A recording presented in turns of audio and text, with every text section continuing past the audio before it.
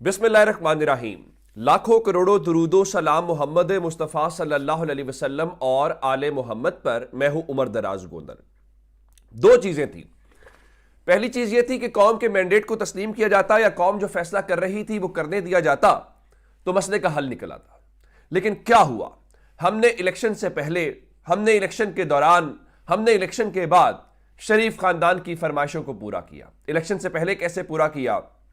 وہ جس London plan کی ہم گونج سنتے ہیں، جو عمران خان بار بار جس کا تذکرہ کرتے ہیں، اس میں کیا تھا؟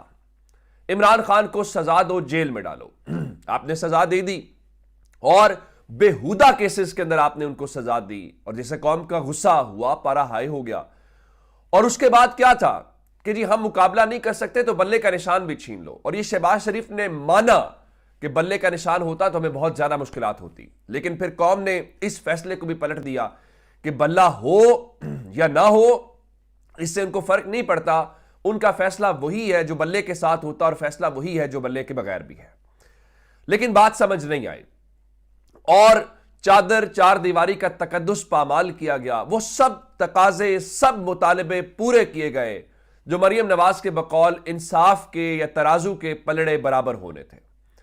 لیکن اس کے بعد اگلا مرحلہ آ گیا الیکشن والا، اور الیکشن میں بھی شریف خاندان کی فرمائش یہ تھی کہ جناب ہمیں جتوا دیں۔ اب فارم 45 کے مطابق تحریک انصاف کا دعویٰ یہ ہے کہ مسلم لیگ نون صرف 17 سیٹیں جیتی ہیں، 17 سیٹس اونلی۔ اب پھر فرمائش آئی کہ جناب یہ آپ کیا کر رہے ہیں؟ پھر تحریک انصاف کی سیٹیں چھیننا شروع کر دی گئی، اور تحریک انصاف کی سیٹیں چھیننے کے بعد ان کی سیٹوں کو بڑھا کے کوئی 80 کے قریب یا 90 کے قریب آپ لے گئے۔ بالکل ٹھیک ہے، اب وہ آپس میں سب مل نہیں رہا، لیکن اس کے باوجود اب ایک نیا تماشا لگنے جا رہا ہے۔ کیسے؟ پاکستان تحریک انصاف کے ساتھ ظلم یہ کیا گیا۔ اب اگر کوئی یہ کہے کہ تحریک انصاف حکومت کیوں نہیں بنا رہی، تو یہ قاضی فائز عیسیٰ صاحب سے پوچھا جانا چاہیے کہ آپ نے اس کو ہاتھ پاؤں باندھ کے آپ نے اس کو مجبور کیا۔ آپ کہیں گے کیسے؟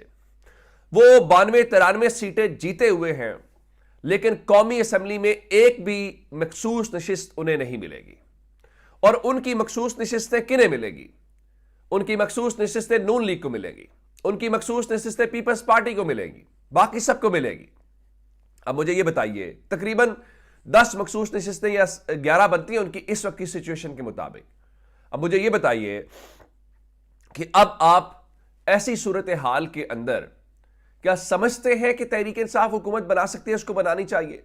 اب پاکستان تحریک انصاف نے، کل رؤوف حسن نے بھی اور بیرسٹر سیف نے بھی اعلان کر دیا کہ ہم خیبر پختونخوا میں حکومت بنائیں گے، پنجاب اور سینٹر کے اندر ہم اپوزیشن کے اندر بیٹھیں گے۔ ادھر فضل الرحمان نے یہ کہہ دیا، چونکہ تحریک انصاف نے ان سے ووٹ مانگا تھا عمر ایوب کے لیے، تو انہوں نے کہہ دیا جی ہم نہ گورنمنٹ کو وزیر اعظم کا ووٹ دیں گے، نہ اپوزیشن کو وزیر اعظم کا ووٹ دیں گے، اور نہ ہی ہم خیبر کسی حکومت کا حصہ بنیں گے۔ ایون بلوچستان کے اندر ہم حکومت بنا سکتے ہیں، لیکن ہم وہاں پہ بنائیں گے نہیں۔ اب اس سلسلے میں خبر یہ ہے کہ پیپلز پارٹی جو ہے وہ بلوچستان حکومت بنانے کے حوالے سے انٹرسٹڈ ہے، اور وہ مسلم لیگ نون کی حمایت وہاں پہ چاہتی ہے، اور وہ ایون اس ساری صورتحال میں کہ ہم وفاق میں آپ کو سپورٹ کر رہے ہیں، تو ایک تو ہمیں پنجاب میں اسپیکر کا عہدہ دیں، ایک بات یہ ہے، اور ادھر بلوچستان میں ہمیں سپورٹ کریں۔ اب مسلم لیگ نون کی پرابلم رائٹ ناؤ یہ ہے کہ مسلم لیگ نون جو ہے انہوں نے وکٹری سپیچ بھی کر دی ہے، انہوں نے ایک بار پھر نعرہ لگایا ہے کہ ہم تو جناب آ رہے ہیں سب کچھ سسٹم سنبھالنے کے لیے۔ اب اسمبلیاں توڑ کے دوبارہ الیکشن والی خبر کہاں سے ہے؟ کیا یہ مطالبہ ہے؟ کیا یہ مجبوری ہے؟ چند روز پہلے خواجہ سعد رفیق نے ایک تجویز دی اور یہ کہا کہ جناب وہ نا پارلیمنٹ میں موجود تمام سیاسی جماعتوں کے اوپر مشتمل ایک قومی حکومت مخصوص مدت کے لیے تشکیل دے دی جائے۔